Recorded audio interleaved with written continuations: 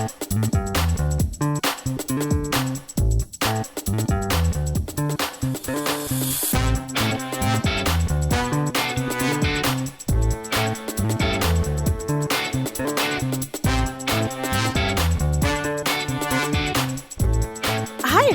thank you for tuning in to the Postmodern Realities podcast, brought to you by the Christian Research Institute and the Christian Research Journal.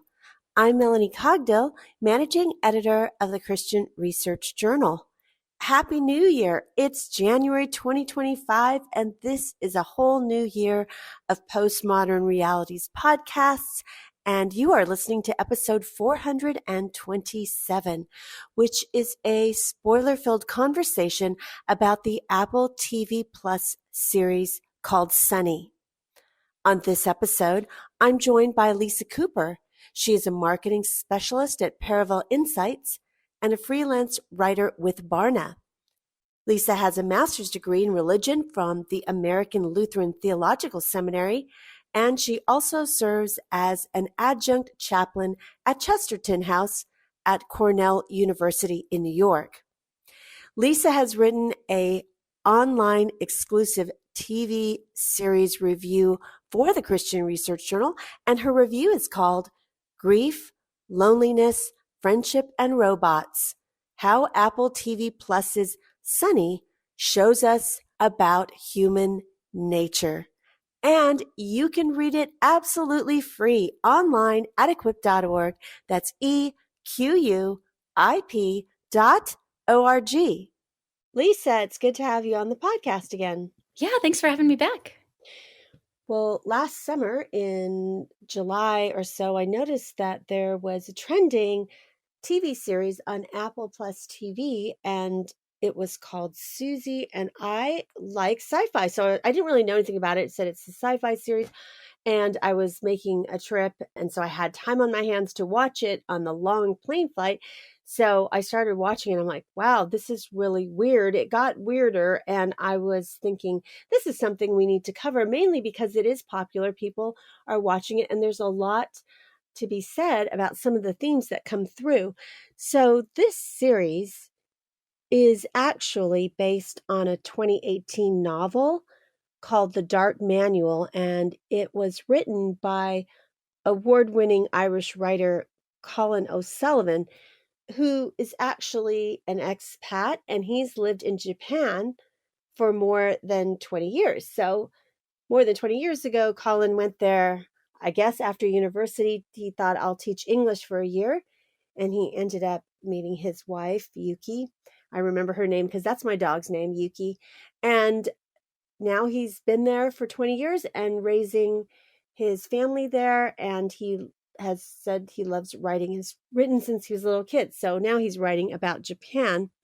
So in this book and TV series, this American woman named Susie is living in Kyoto, Japan, and she has a Japanese husband who she met in Japan, and she has a young son, and they get onto a plane, and the plane crashes, but they vanish. So everybody's kind of accounted for, but her son and husband aren't accounted for.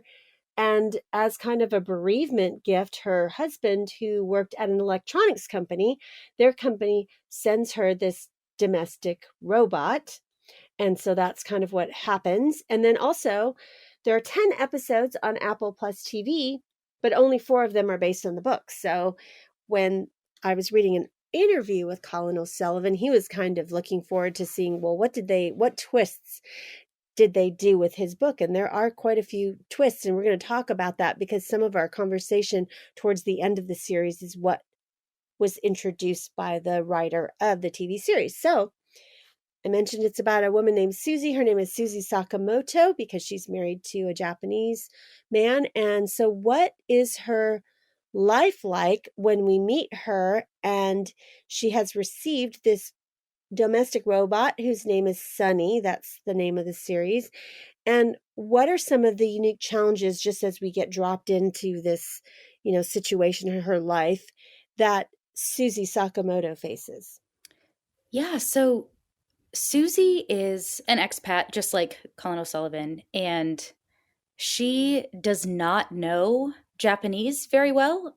She knows a little bit, but mostly in order to like insult people or or swear at them. That seems to be the way she uses her Japanese when we see her. But she has the benefit of this like translator earpiece that she uses all the time. And she blames her dyslexia for not being able to converse with people in Japanese. So part of it is that there's this learning difficulty that she has. And part of it is this kind of reluctance to really embrace the culture around her. So that's a unique challenge that she faces. And I think this really comes from the author of the book. He also has an elementary understanding of Japanese after living there for 20 years. And so he actually writes there's this quote. He says, the difficulties with language, the reluctance or the hesitancy, it's a difficult language. I speak elementary Japanese enough to get around and survive, but I don't read and write well. So there's a lot of me in Susie. And then, of course, there's the Irish drinking going on with Susie as well. So we do see a little bit of the author reflected in Susie's character in this way. There's a lot of drinking, I will say. There's a lot of drinking. And so that is one For of a the woman, I things. felt like Susie's at the bar a lot. There's a lot of drinking involved. Yes. Yeah. And a lot of drinking in isolation too, which it indicates to me more of a substance abuse issue, more so than just social drinking. But anyway, when we meet her, she is already lonely and isolated before the plane crash and before her husband and son are presumed dead. So she lives in this sprawling house, but there are comments made, you know, she doesn't have friends. She doesn't know anyone. She's never really plugged into the community. And at the same time, the family that she has nearby, her mother in law, Noriko, is very dismissive and not warm toward her. She sort of sees her as a problem in her life. And so her family relationships are strained, like extended family. And now her only people that she had in the world are now presumed dead in the plane crash. And so there's like language difficulties, there's this substance use disorder that seems to be kind of lingering in the background where she's constantly going back to drinking no matter the circumstance. So drinking, you know, before the funeral, during the funeral, after the funeral of her husband that her mother-in-law kind of throws. Um, yeah, it is just there are a lot of complicating factors that kind of go into her difficult situation at the time of the plane crash. But we see somebody who's already kind of primed for grief, isolation, and doesn't have human connections in the way that she needs in order to kind of survive this tragedy that's happened. So it is kind of an interesting, you just kind of get dropped into her situation. And one thing I will say, because as someone who's Japanese, I know a little bit about Japanese culture, but honestly, part of the reason why she's isolated is her husband works quite a bit or did before, and that's very typical of Japanese work culture. I don't know if they Yes. show this with her husband, but I would just say not Japanese work culture also, but Asian work culture. This is also true in China because I hosted a Chinese exchange student for a few years, and he was telling me about his parents' situation and his dad, who, and this is true in the Japanese culture, is every day after work, you go to dinner and drinking with your boss. I mean, you're required. They don't write it in your contract, but you can't not go. You do. And so the hard part, I think maybe she wasn't realizing this character is that Japanese women are basically like single moms because their husband works all the time, even if they don't go drinking. And it's interesting. I knew a young mom. She had one son kind of set up like this.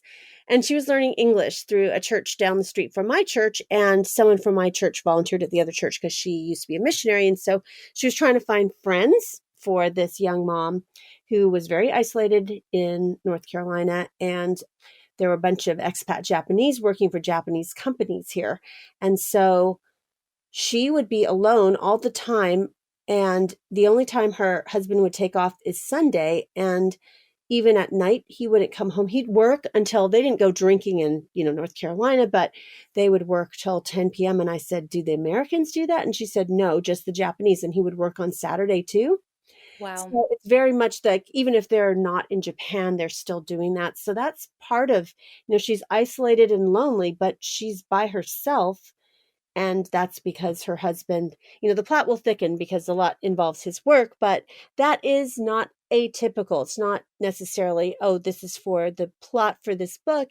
It is Japanese culture. You do go out you eat dinner with your coworkers and your boss, and you go out drinking. I don't know if it's every night, but it's quite frequently, so much so that the Japanese women the moms keep their own schedule with the children. And really, the dad, they don't see them very often. So Yeah. there's kind of some of that as background. So this TV series is named Sunny, and I didn't realize when I first started it that it's a character, and we meet this character in the first episode, and I mentioned that it's a domestic robot from her husband's technology company. So can you explain why Sunny is important, and how does Susie relate to this domestic robot? So Sunny, she's a very interesting character because it's kind of the first time we see a character pop up that's not human that really seems like she has human affection. So Sunny is a robot that is created specifically for Susie by her husband, Masa. This mysterious man shows up and drops Sunny off and says, here's your new domestic robot. It's from your husband. Not only does Susie hate robots, she kind of credits robots with her mother's death, which we find out is like a self-driving car accident. And the mother-in-law, of course, makes a comment like, oh, it was user error or something. So to diminish her pain and worry about, robots. But basically, Susie gets this robot, and as a homebot, Sunny is supposed to be helpful, like around the house. She's capable of making food and cleaning things up, and that's sort of the ideal of what a homebot is supposed to be. But there's something really unique about this robot in that it genuinely seems interested in cultivating a relationship with Susie. And the man who drops off the robot, we find out later, is this is going to be full of spoilers. I hope that's okay. Um, we find out later that this man is Yuki, Masa's real father, and so this mysterious man says that this robot was designed specifically for Susie. So there's it. This robot is specifically created to care and want to be around Susie and wants to cultivate a relationship with her. So at first, we see Susie not wanting anything to do with Sunny. She turns her off and hides her in a closet and doesn't want to be around her. And so Sunny keeps trying to like insert herself and be helpful and do the things that she's programmed to do. But Susie doesn't want anything to do with her. And we see this kind of strained attempt by this robot to forge an emotional and relational bond with Susie that Susie has no interest in doing or having with her. And it's not until Susie finds out that Sunny kind of in her, hard drive or whatever, there's some latent memories of her husband, of Susie's husband, Masa, that she wants to keep her around and find out as much as she can about her husband through this robot. So it's interesting because you see not only this like desperation for a relationship from a robot, like this robot is really desperately trying to cultivate a relationship with Susie, but she's also willing to like lie and try to deny her programming that doesn't allow her to do that, lie and steal to help Susie as she finds out more and more that Susie's trying to find out more about her husband. So it's interesting how like we see a robot who exhibits these like clear kind of human problems, wanting a relationship, not being able to have it, feeling that kind of emotional turmoil, and being willing to sacrifice things and lie and cheat and steal in order to, make whatever Susie wants happen. Happy New Year! It's 2025, and I can't believe we're on our way to 450 episodes of the Postmodern Realities podcast this year. And you can look forward every week to getting a new episode with one of our authors and something that they've written for us. Sometimes we have some bonus episodes that are audio only, but we have a lot of very interesting topics that we're going to cover. Of course, all of the cultural apologetics that you receive from the Postmodern Realities podcast. But we also want to have a conversation with you. So I guess a few months ago, I mentioned that we do have letters to the editor still, and we can put those underneath articles if you want to send one in if something strikes you as you're listening to the podcast. And you can do that by emailing response@equip.org. That's response@equip.org. So if you also want to do something more immediate, every single Postmodern Realities podcast episode is also on our Bible Answer Man YouTube channel. I don't know if you know about that channel. It has more than 3,000 videos there. We have our PMR, as we like to shorten it, episodes there. And if there's something that you want to comment on when you listen to an episode, please head on over to YouTube and comment there. And one of our research staff will interact with your comments if you have more questions, or you want to make a statement, or maybe you even disagreed with something that we said in the podcast. Please feel free to post it there. That's a good way to interact with comments that you may have. And I'd also like to invite you to suggest topics. What kind of topics would you like to hear more about on this podcast? Is there a particular book or film or TV series that we don't know about, or we really need to cover for the podcast that you think every Christian apologist really needs to know how to answer because it's trending or it's something that people are talking about? Maybe that would even apply to music or other cultural types of things that we haven't really discussed much, but we need to start covering on this podcast. I think we've only done one episode in almost 450 episodes on sports. So really, there's all kinds of different topics. What would you like to hear more about? What do you want us to fill gaps in? One thing that Lisa Cooper will be back later this year to talk to us about is, as I mentioned in her bio at the top of the podcast, is she is a freelance writer with Barna and has done a lot of research on Gen Z. And there is a trend right now that I've seen covered in the New York Times that shows that the gender that is deconverting and moving away from Christianity fastest is women. So what are women in their 20s thinking about? Why are they leaving Christianity? And we're going to cover that in an article and a podcast conversation. So please tune in this year. Please interact with us online on YouTube. Send us an email, a letter to the editor.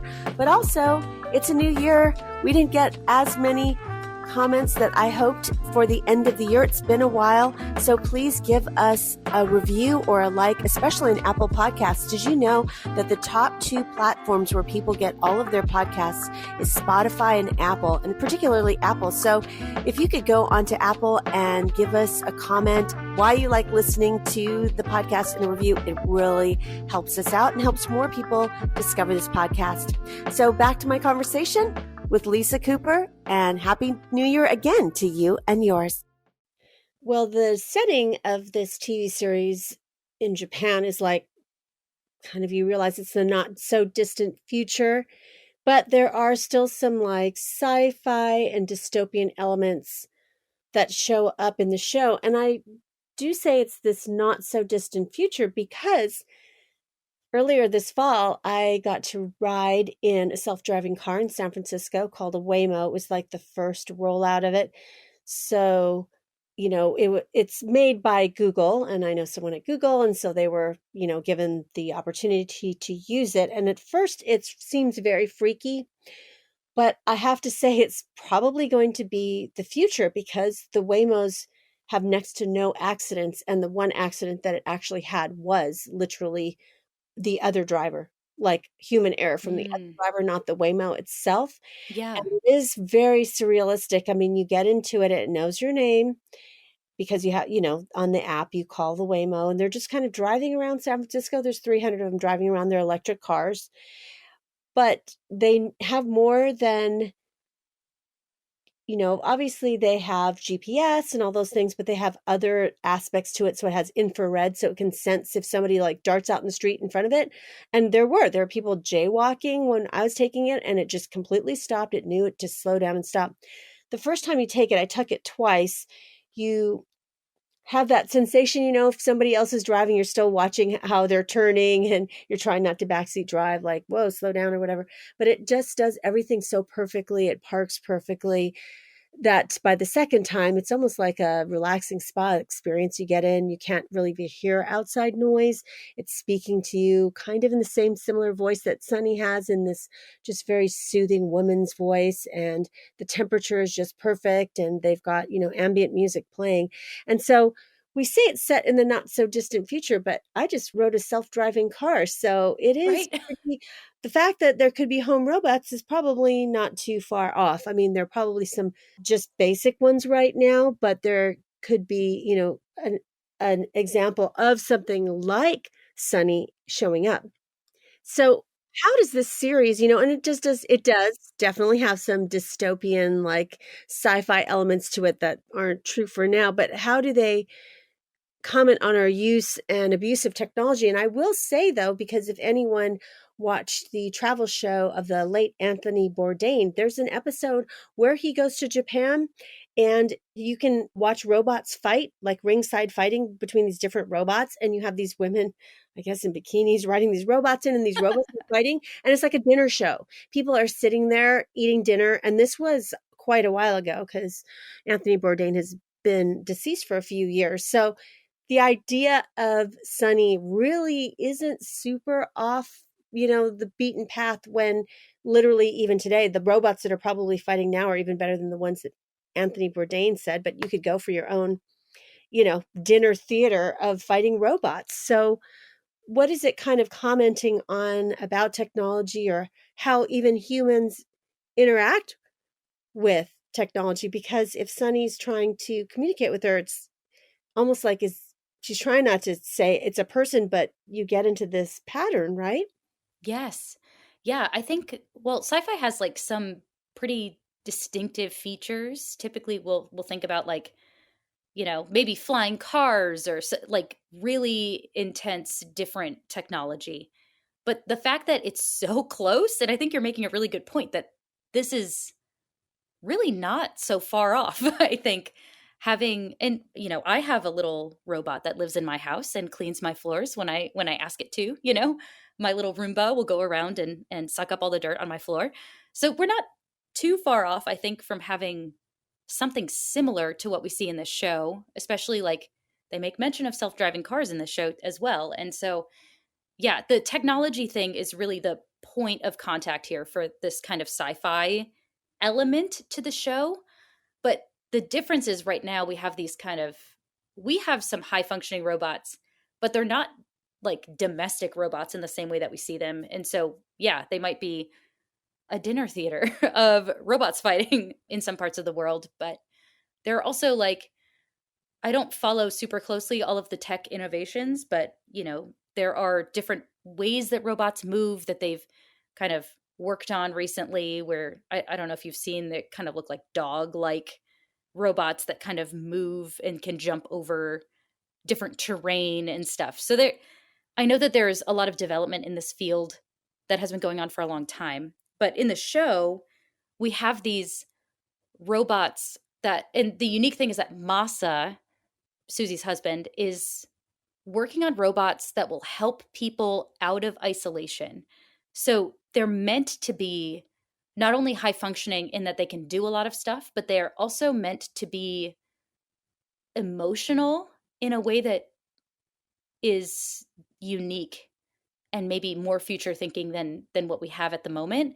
So they're meant to like bond with people And we see, like, in the lab that Masa has, there's a man who has been in isolation for many, many years. And the first contact he has with anybody kind of outside of himself for a long time is a robot who is kind of introduced in isolation with him. And, they end up like hugging at one point, and it's this big deal because he hasn't had any physical touch in a very long time. So we don't see like the really crazy forward thinking, flying cars or this futuristic kind of dystopian situation, but we see there is an element though that is kind of a little bit more creepy. I think of a robot that can feel those kind of human emotions and establish like love for someone else, or real, what is approximating kind of this human kind of care for someone else. So there is this kind of distinct like glimpse forward about how people might want to use technology.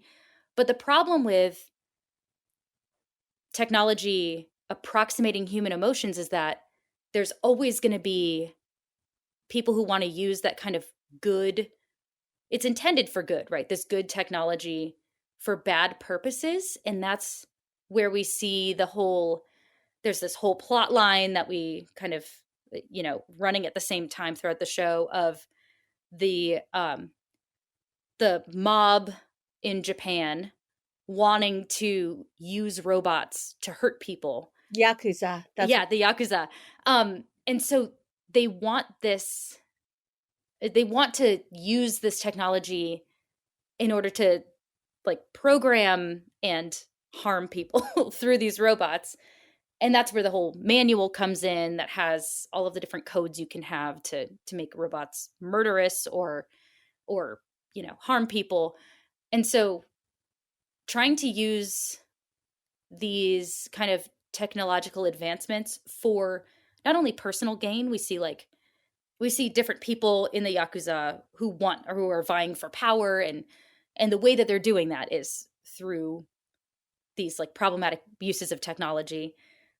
And yeah, there's also this kind of concern of when robot relationships kind of replace human interaction rather than facilitate it. And I think Masa's intention when he was creating robots was to facilitate human interaction through the use of robots. But the problem is a lot of these people are kind of using it to replace human interaction.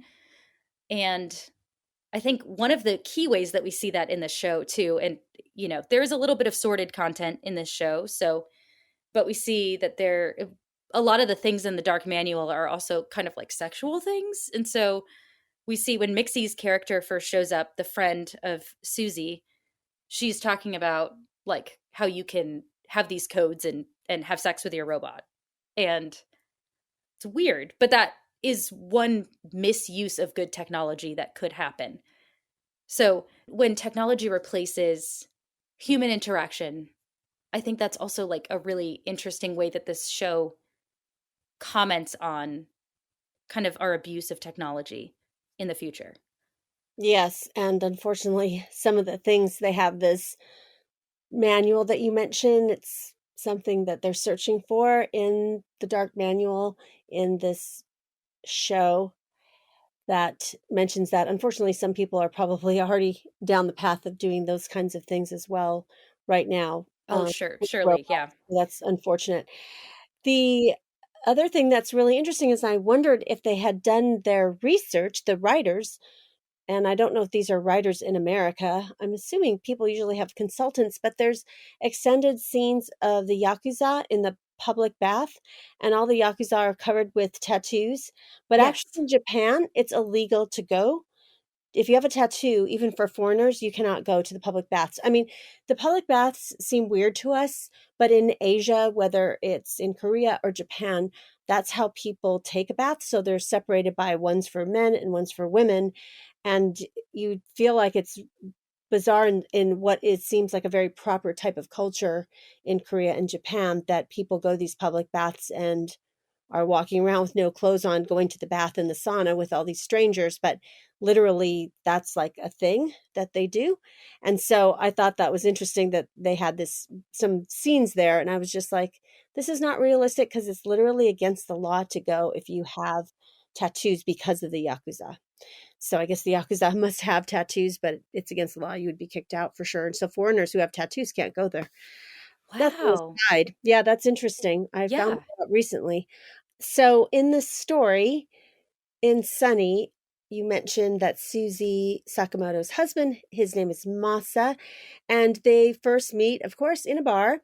And one of their conversations is about being lonely. And there's something in Japan, it's this specific thing that started there, but I think it's kind of spreading or has spread as people have gotten to know about it. It's called Hikikomori, and it's a lifestyle where particularly men, sometimes women, but it's mostly majority men, where they retreat from society. They become hermits. And I think also their parents really, I don't know if they enable them, but it's people who stay in their rooms and literally never come out. I mean, any of our listeners, if you're interested, there's various different documentaries on YouTube that you can watch about this.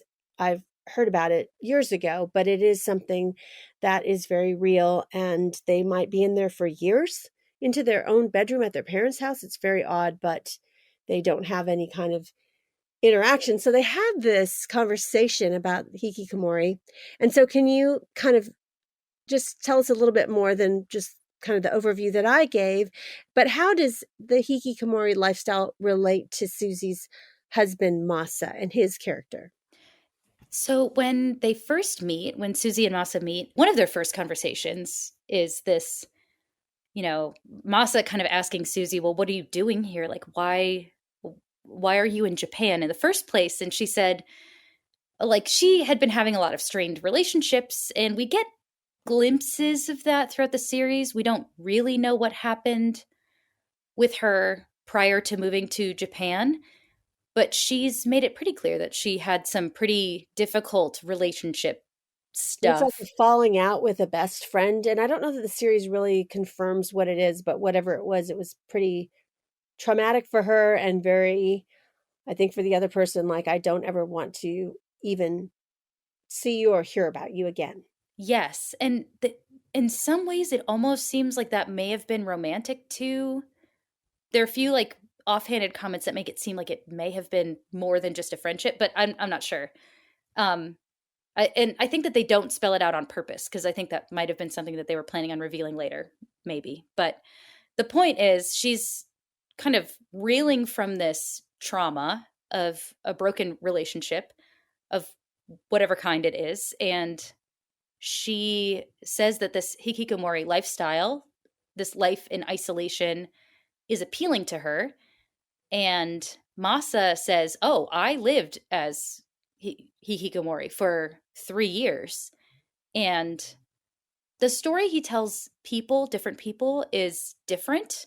So we see when he first tells Susie about his isolation, his 3 year isolation in his bedroom, he says that it was, when his dad died, that's when he went into isolation.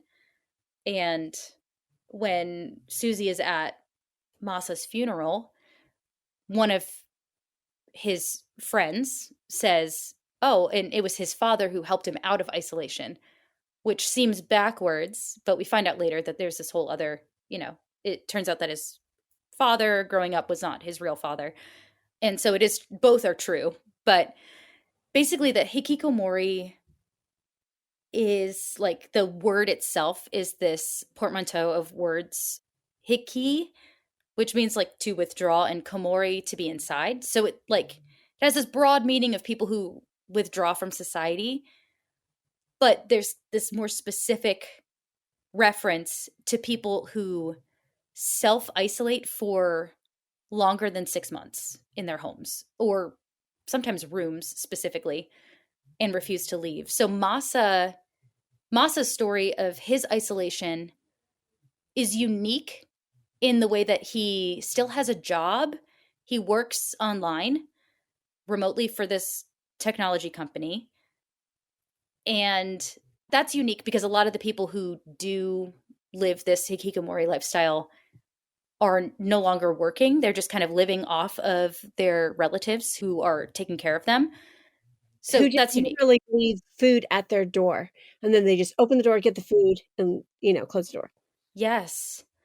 And it's interesting. I have watched a few of these documentaries on YouTube about this, and there's some people who do like have their own apartment and live this kind of lifestyle. So they must be taking advantage of all of the food delivery services because I don't know how else you'd eat if you didn't leave your house. But yeah, so there's People this other. don't leave their house. There's so many, like in Japan, it's not the same thing that we do here, but like the 7-Elevens in Japan are like really bougie and people eat there all the time and just get all this to go food. So I understand not having maybe they don't even want to have human interaction with the person checking them out, but I don't even think that you need a person checking you out. That's kind of it's very interesting about how Japan has innovations, like one of their brands of clothing that has come to the United States, Uniqlo. When you go there, I mean, they do have places where people are checking you out, but if you go to the one in Hawaii, there's no person working the register. It just you put the clothes in this bin area and you're not even scanning the thing. You just dump it in there. It knows how many items it is, what the items are, and it charges you for them. And then you put Wow. it in a bag and leave. I don't understand how they do that because you're not even scanning the little tag. You don't need to. You just put it in this little bin thing and it like weighs it or knows or can sense it. And so that's surprising to me that they won't even go out because Japan has made so many innovations where you don't have to interact with anyone. Yeah, and I think a lot of it's beyond just not wanting to be around people, especially watching some of those documentaries where you see kind of the life of a lot of these people living in isolation.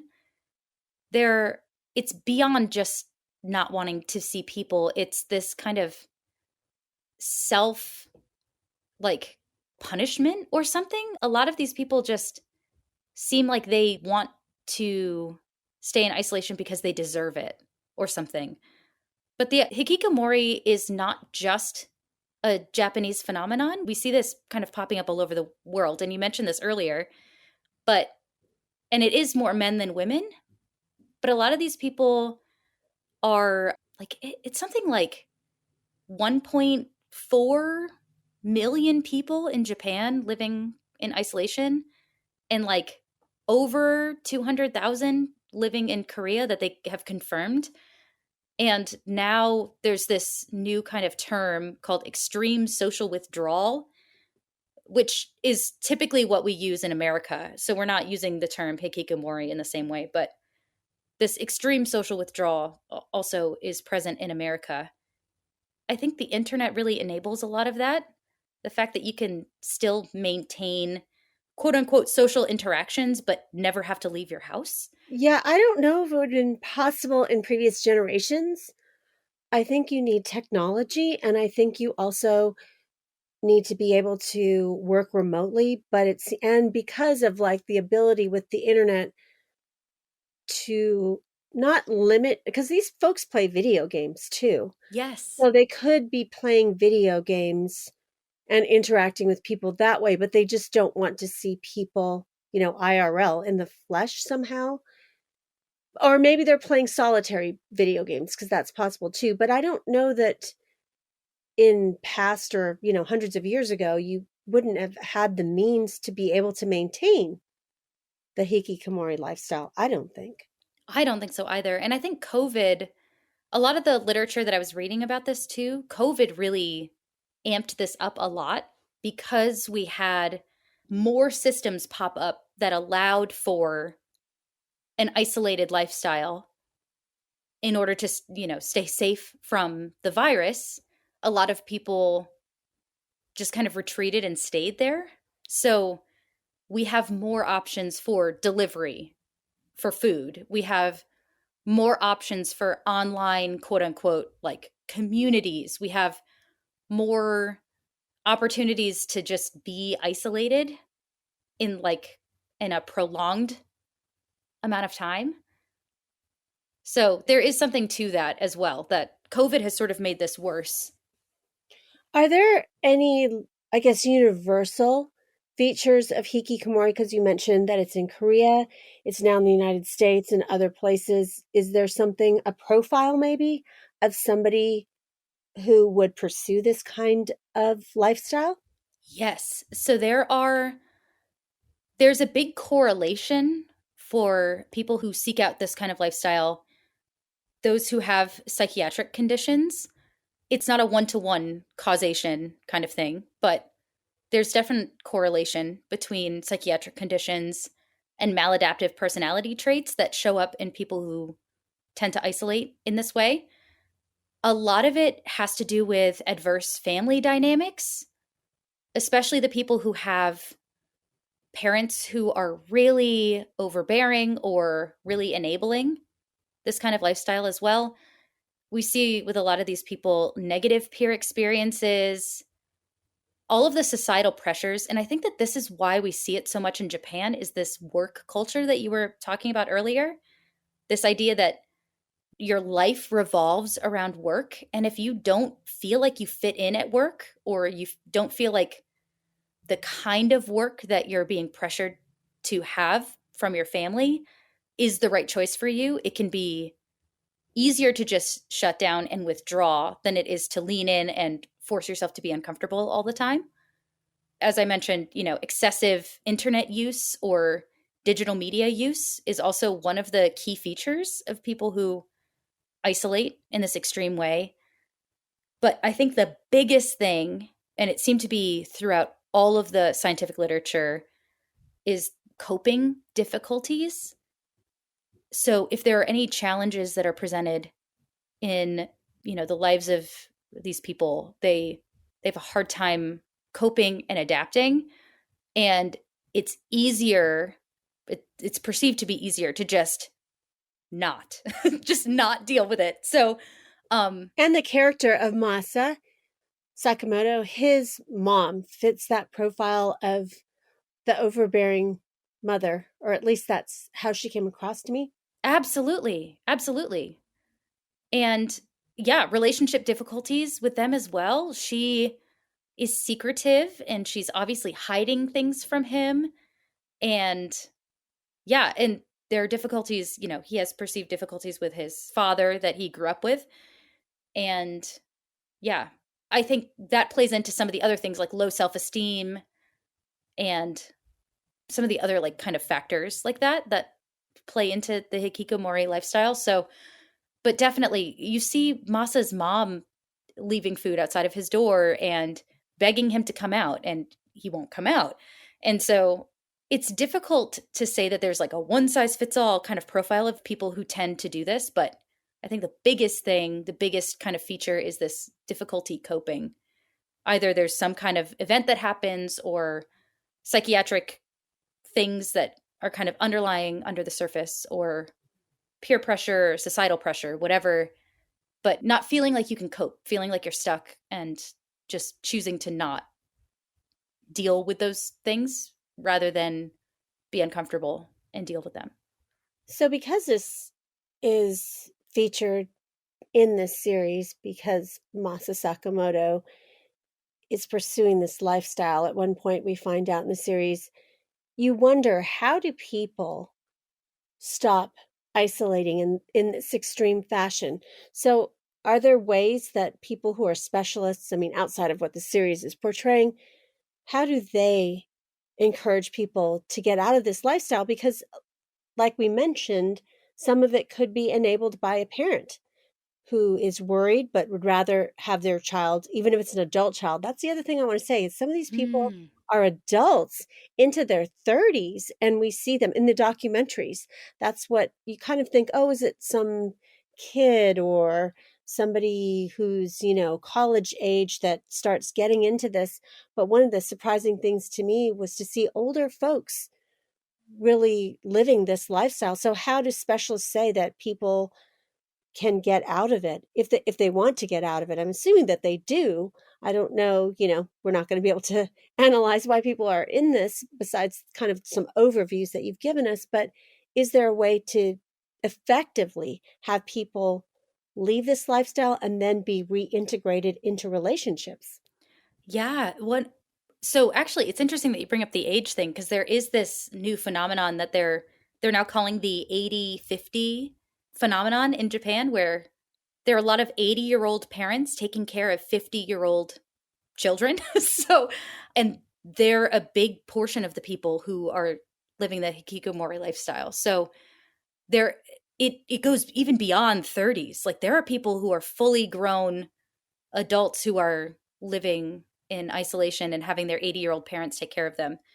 So it's very odd. But yeah, so I think what the biggest things that people suggest for leaving this kind of extreme isolation, the practical things would be like finding some kind of self-reliance, becoming involved in your family environment, because a lot of these people live with their family.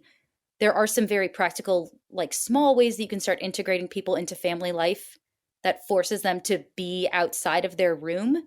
So, cooking meals, taking care of plants, having a garden, doing something outside and not just inside the house. Working to gain confidence seems to be one of the main things. So, because a lot of the people who choose to isolate in this way feel like they don't fit in or feel like they can't cultivate the relationships that they want, working to gain confidence is a big piece of that. So that can be like maybe serving others. That is like one of the main things that people suggest for feeling less lonely on the whole.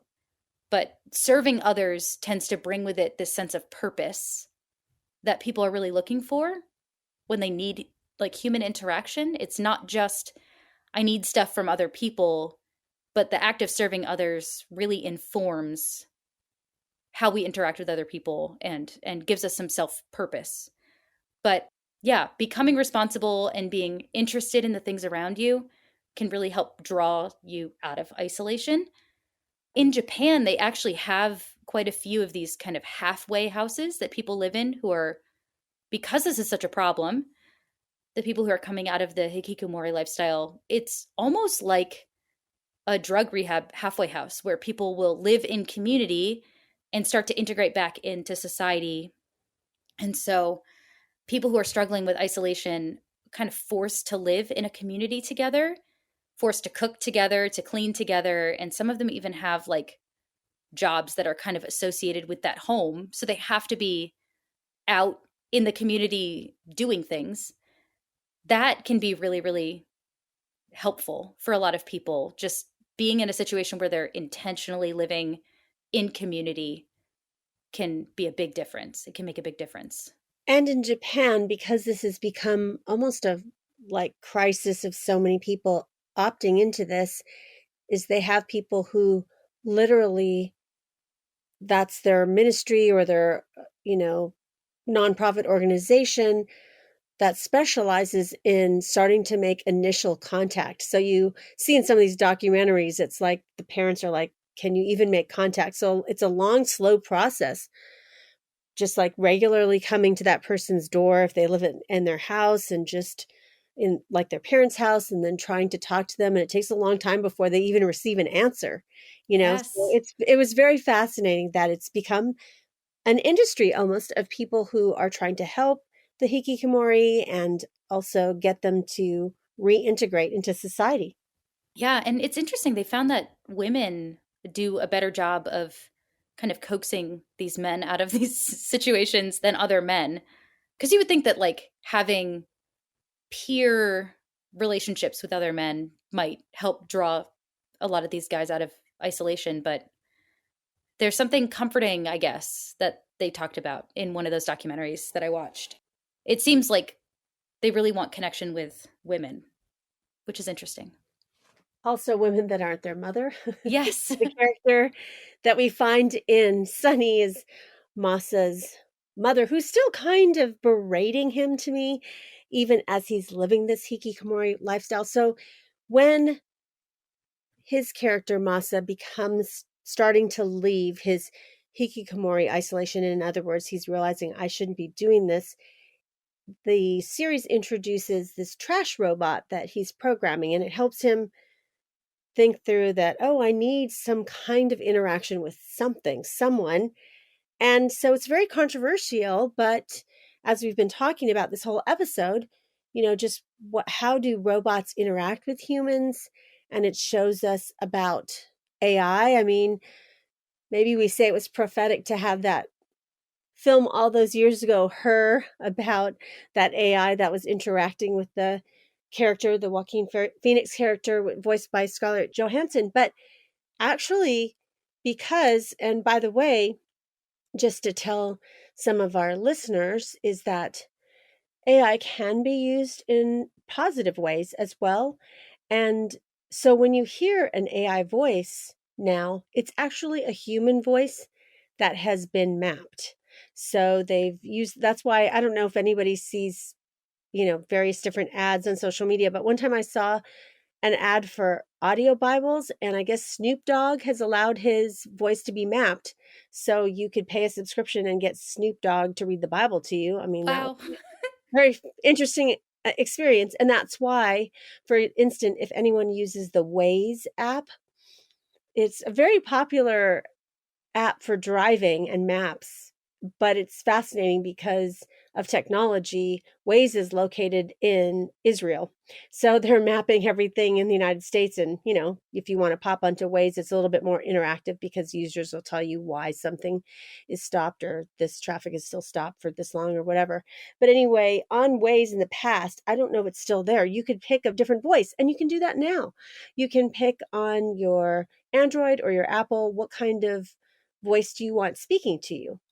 And they don't sound robotic because they aren't robotic because they're human voices that have been mapped. Some of them are robotic, but a lot of them now you would not know that they're automated voices if they're edited properly.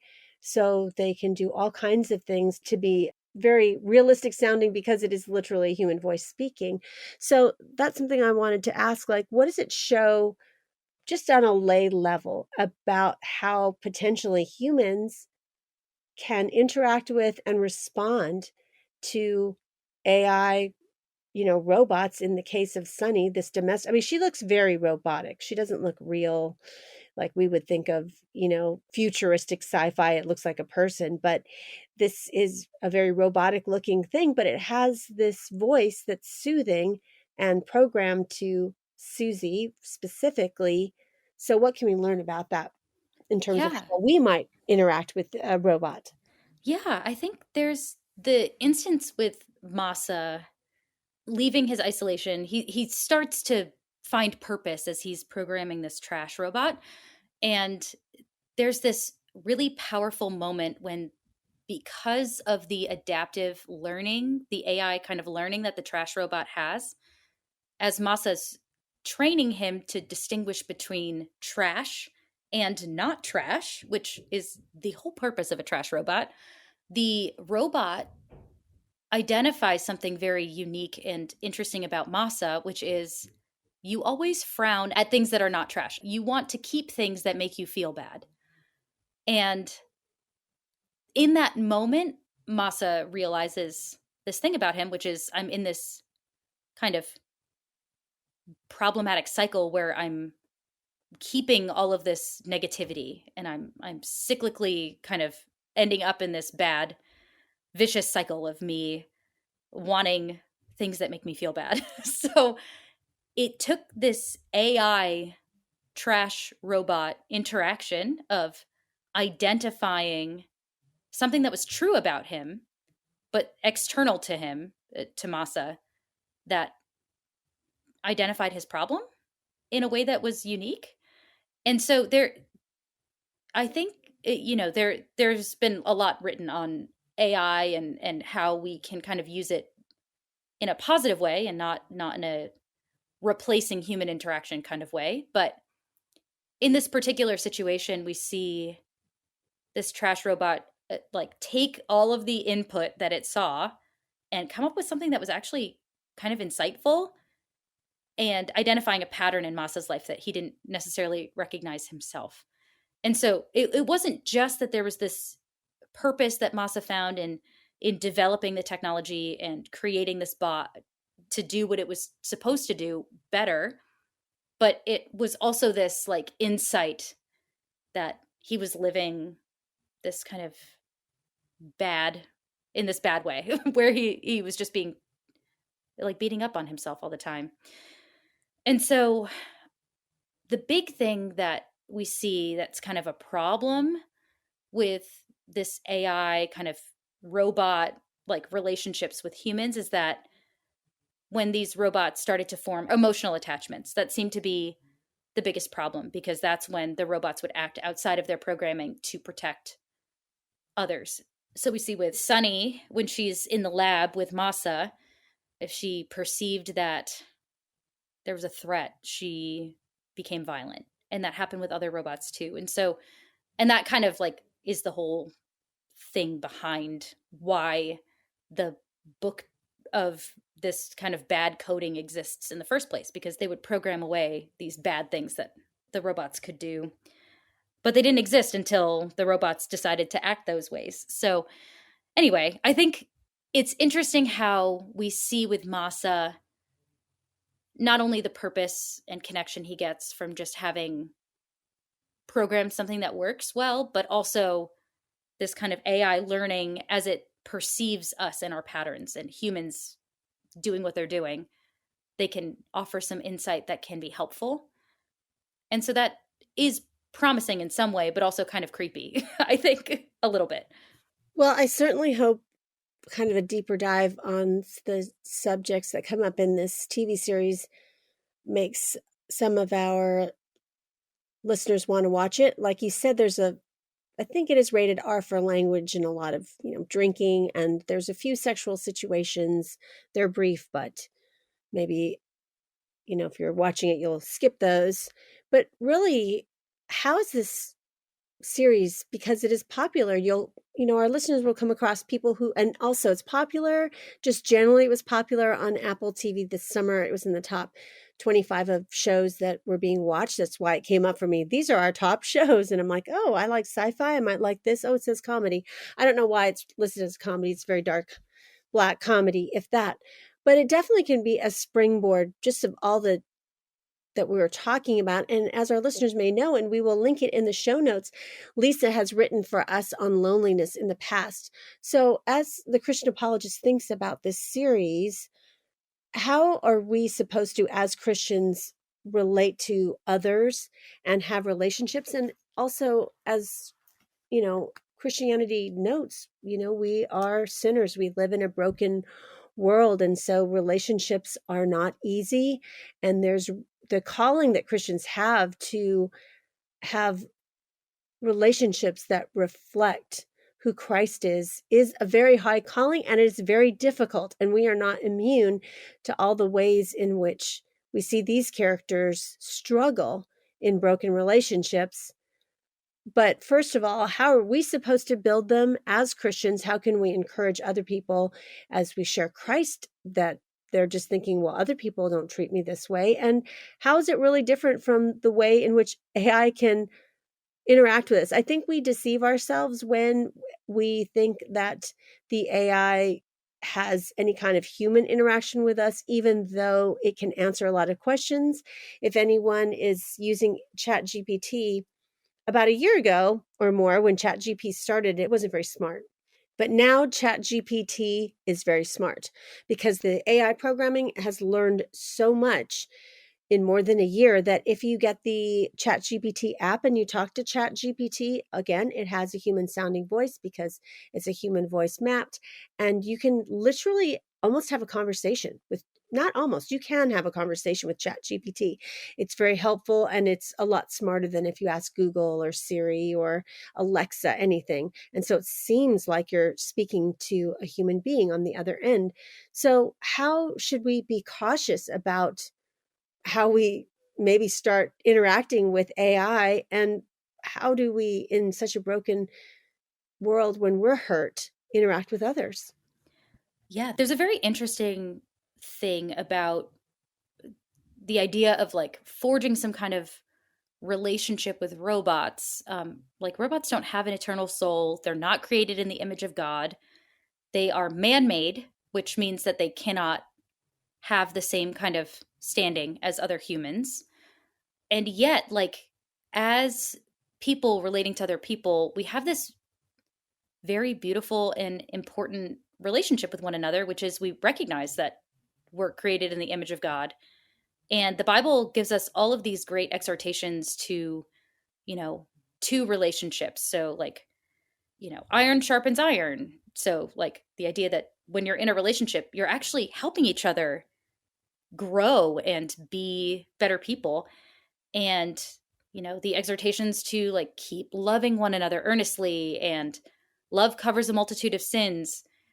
Even though there's sin in the world, and even though there are problematic relationships, and we're all going to end up with some kind of sin toward one another, and our relationships are not going to be perfect, they're still more fulfilling and better because we have this basis of not only personhood, but also as Christians, we recognize that when we sin against one another, we can repent and we can forgive one another because of what Jesus Christ has done for us in dying for us and rising from the dead, in securing for us eternal life.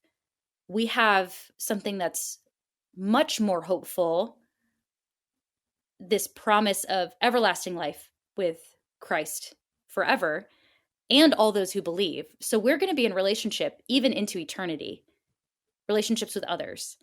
And so that, I think, is where we derive our hope from. That's where we derive our purpose from, that when we're called into community and we're called to love and service of each other, we're called to this forgiveness and restoration of broken relationships, that enables us to use our gifts and talents to help one another, to support one another. And in those moments when we're, isolated, grieving, feeling lonely, any of those things, like, when we have those relationships created and sustained, that really can help us, like, move forward through those tough situations in a way that you're not going to get from AI or, a robot or something. Like, you're not going to have the same kind of give and take in a relationship. How would the Christian encourage the person, though, that says, who's not a Christian, who says, but the relationships in my life have been toxic. My relationships with my parents have been toxic, or not only that, but now I'm divorced, or whatever it is, or my parents hurt me, and I know my grandparents hurt my parents, that kind of thing. How do you encourage them? Because those people, and maybe they're also introverted too. Like, it sounds good to them to be hikikomori. That sounds like it would be just an ideal situation. I wouldn't have to deal with people that are mean, and I could just, do DoorDash or Uber Eats right to my door, and I don't have to deal with other people. It's so hard because I know, like, relationships are really, really tough. And you really can be so deeply harmed by others in a way that you're not necessarily going to be harmed by, like, social situations or just, more broad kind of cultural things. Like, people can really take the knowledge that they have of you in a specific way and hurt you very specifically. And so the people who are dealing with those things, like, I would like to acknowledge how difficult that is before giving an answer. There are very pointed and difficult ways that people have to wrestle through emotional and physical hurt that happens from close relationships. But that doesn't mean that opting out is better. Opting out just means that you have, when in those moments when you do need support, you don't have it. And it can be really hard to cultivate trust. It can be really hard to start stepping out in faith, knowing that there are others out there who need connection just like you do.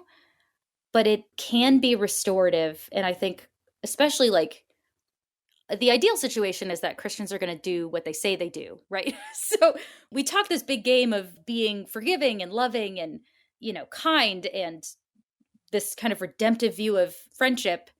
And yet, oftentimes we fail, and routinely fail these things. But hopefully, where there is forgiveness and repentance and an actual turning away from those problematic behaviors, there can be good and healthy restorative relationships. And so I would encourage whoever is struggling, who is in isolation or would lean more toward isolation, being involved in a church community, especially one that is multi generational, can really be restorative. So the people who have problematic relationships with their parents, knowing other people who are older than you, who take an interest in you and care about your life and will pray over you and, help you when you're hurting, that can be so redemptive. So it's not just those peer relationships that are really, really helpful, but sometimes cultivating those cross generational relationships can really fill that kind of need in someone's life.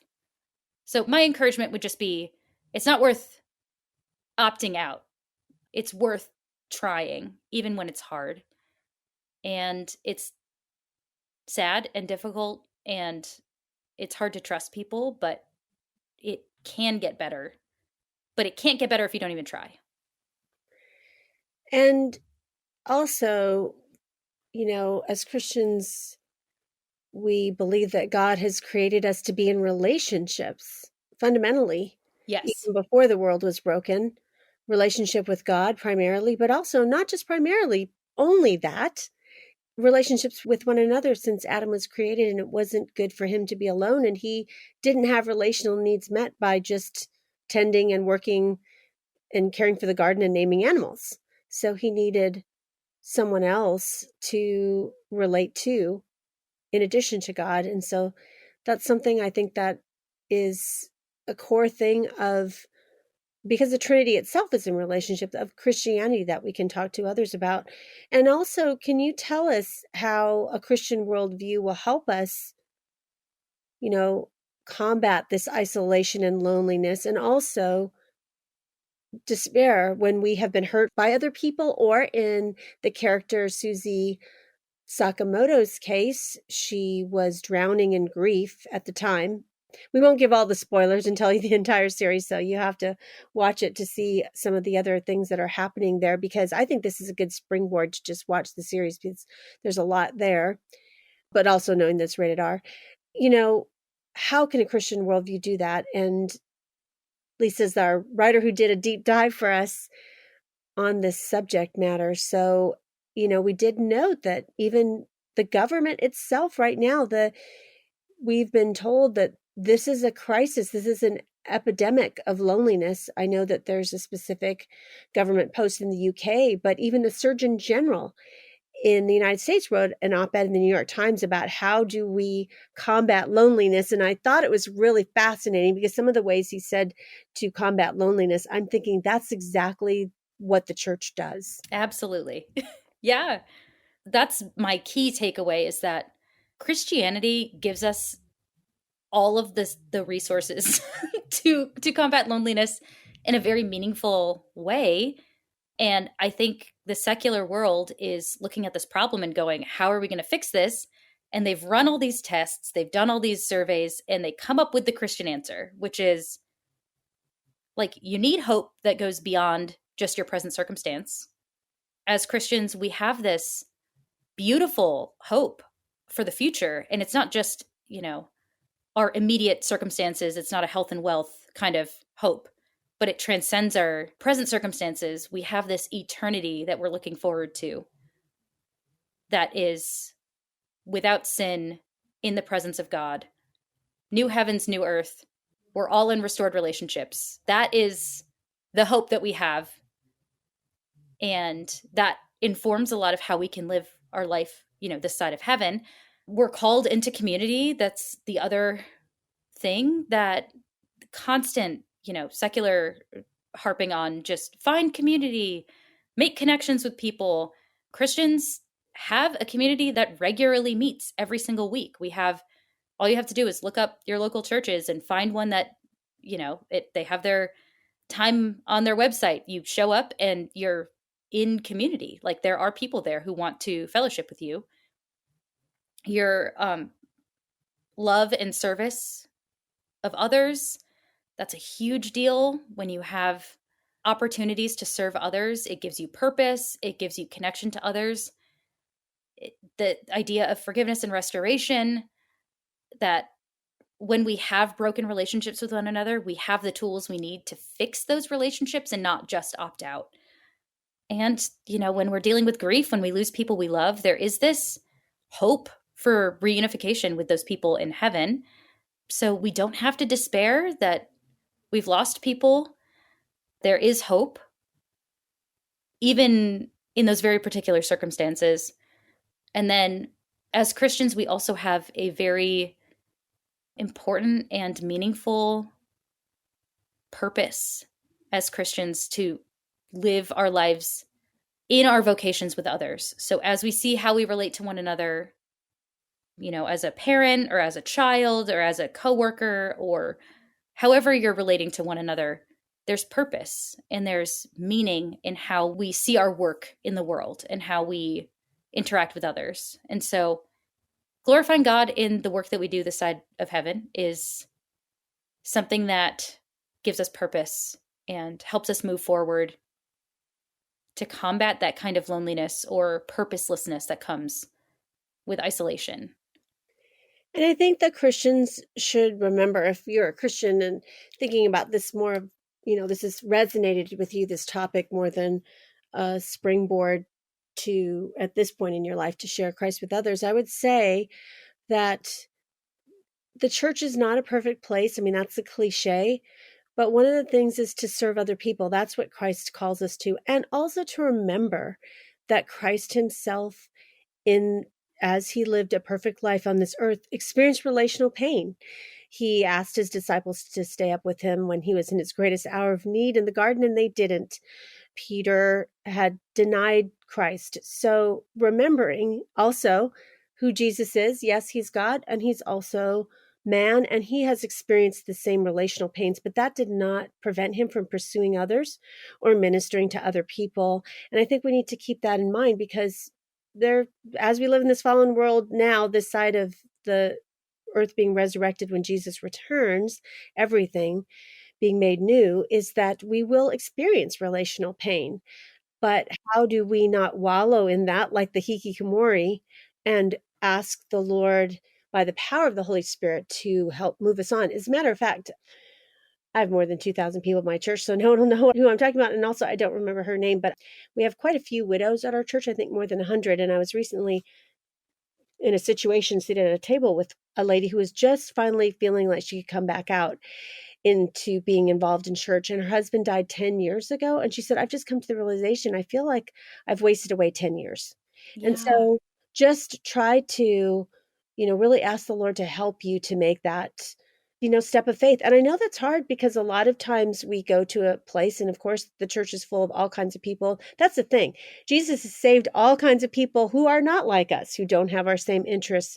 But what does it mean to be a friend, to love people well, to be that person of humility that serves others? Because I think as American Christians, I tend to do this too. You go to church and you think of like, well, what does it have for me? What is it going to Right. do for me? What do I want from it? Even if we have certain theological leanings, like, oh, I definitely know I want to go to like a liturgical church or this kind of church or this particular denomination or whatever. I think we all have those kinds of things. But if we don't immediately meet people who are like us, maybe we'd say, oh, well, I don't want to come back. But try to be involved in the life of the church, because friendships and relationships that do provide meaningful connection don't happen overnight. It's not just quality, but it's also quantity and proximity. So get involved in a small group that is maybe in from your church in your neighborhood or your area, so you're not driving like 30, 45 minutes, an hour away to go to one. So those are just some of the things. Yeah, absolutely. Well, I hope this conversation was very interesting as we've talked about relationships and loneliness. But on a much lighter note, Lisa, it's January, so I don't know if you're the resolution type. Do you make resolutions or do you poo poo them? And if you do make them, do you have any resolution that you would like to pursue for 2025? It's so interesting. I like the idea of making resolutions is something that I like to do throughout the year. I don't like to just say, well, this is just going to be my 2025. But I think one of the big things that I'm working on this year, and so is my husband, is we're working on having a better relationship with technology, which, ties into our talk today. It does. I think especially, I've written on scrolling and doom scrolling for the Christian Research Journal as well. And I'm finding more and more that just I don't like that my silent moments in the day are taken up by technology. So I'm really trying to recapture those quiet moments in between things. And so that is probably my biggest resolution this year, is to kind of step away from that constant compulsion to have my phone with me at all times and to be constantly connected. So I'm hoping, I like to think that I have a decent relationship with technology, but I'm hoping that as I am more intentional about it, that I'll see that time, that kind of quiet time, recaptured. And also, speaking of technology also allows you to actually look and see how long you've been on it. So Exactly. that could be, and also for people who want to pursue that resolution in their own life, a lot of apps you can, speaking of AI, program it to tell, to say shut it down or turn it off or quit it after, if I'm on it for more than 5 minutes or whatever it is. So Yeah. technology even provides us the tools to manage our own technology and make our technology usage less. Well, thank you so much, Lisa, for being a guest on the Postmodern Realities podcast. Yeah. Thank you for having me. You've been listening to episode 427 of the Postmodern Realities podcast. Today's guest was Lisa Cooper, and she has written a TV series review for the Christian Research Journal. Her review is called Grief, Loneliness, Friendship, and Robots: How Apple TV Plus's Sunny Shows Us About Human Nature. And you can read her article for free, without a paywall, at equip.org. That's EQUIP.org. You won't want to miss out on subscribing to the other podcasts from the Christian Research Institute. We have the Bible Answer Man podcast, which is published Monday through Friday with the best of the week on Saturday. It's hosted by CRI President Hank Hanegraaff and is available wherever you get your favorite podcasts. In addition, Hank has a podcast called Hank Unplugged. Hank takes you out of the studio and into his study to engage in free-flowing, essential Christian conversations on critical issues with some of the most interesting, informative, and inspirational people on the planet. And you won't want to miss out on the brand new podcast from the Christian Research Journal. Christian Research Journal Reads presents audio versions of Christian Research Journal articles. It was a print incarnation of almost 45 years. It's now on the web, as you know, with new articles every single week. So you won't want to miss these audio articles of some of our most popular and most accessed articles on our website, equip.org.